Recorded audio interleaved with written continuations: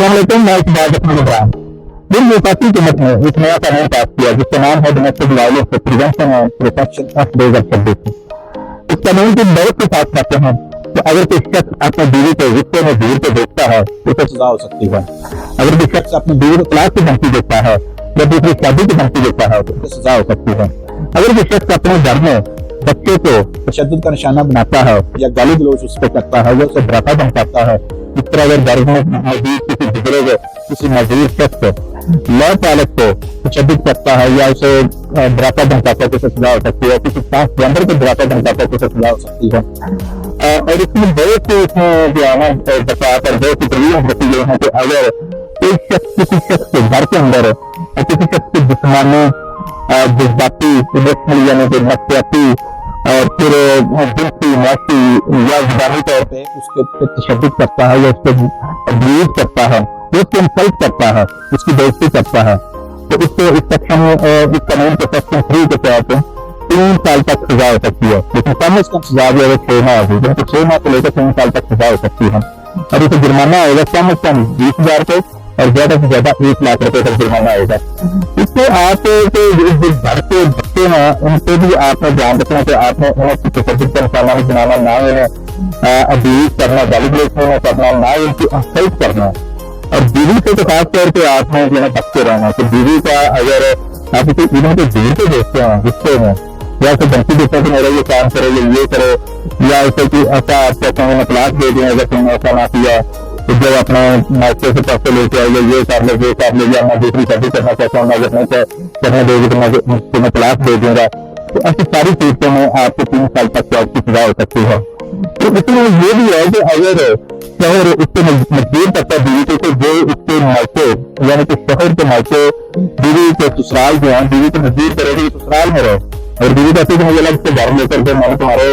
माँ बाप जानते हैं के साथ नहीं रहना, तो इस कानून के तहत आप उसके साथ जबरदस्ती नहीं कर सकते। आप उसको जबरदस्ती अपने साथ अपने जो बहन भाई है माँ बाप है उनके साथ नहीं रख सकते। आपको उसे अलग से घर लेकर देना पड़ेगा। मैं समझती हूँ ये कानून जो है इसमें 2 जगह ऐसी चीजें हैं जिनमें ये है कि आंगा डोमेस्टिक वायलेंस पर बहुत सी जो पाबंदियां लगी हुई है बहुत ऐसी आएंगे, लेकिन इसमें एक बात ये भी नजर आ रही है कि हमारे जो स्ट्रक्चर है स्ट्रक्चर है हमारे जो नाम जो हमारे जो रस्म रिवाज है अब हमारे जो कल्चर है इसमें बड़ी तब्दीली इसमें आ गई कि एक खतून जो है उसको सबसे पहले यही काम होता है शादी के बाद हम देखते हैं तो वो कहती कि मैंने अलग हुआ है, मैंने आपके माँ बाप ये जानते हैं तो साथ में जाना, मैंने उनकी माँ को मत करना है और मैं उनके साथ रहना ना उसके बाद देता हूँ।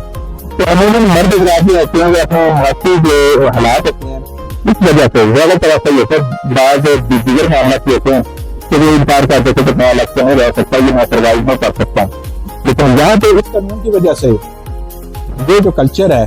अब ये खत्म हो गया क्योंकि अगर खतून कहती है कि मैंने आपके माँ बाप बहन भाई के साथ नहीं रहना और अलग से रहना तो इस कानून के तौर पर आप उसे मजबूर नहीं कर सकते कि वो उनके साथ ही रहो। इसी तरह बीवी को जो है घर में हमारे यहाँ पे रवाए आते हैं तो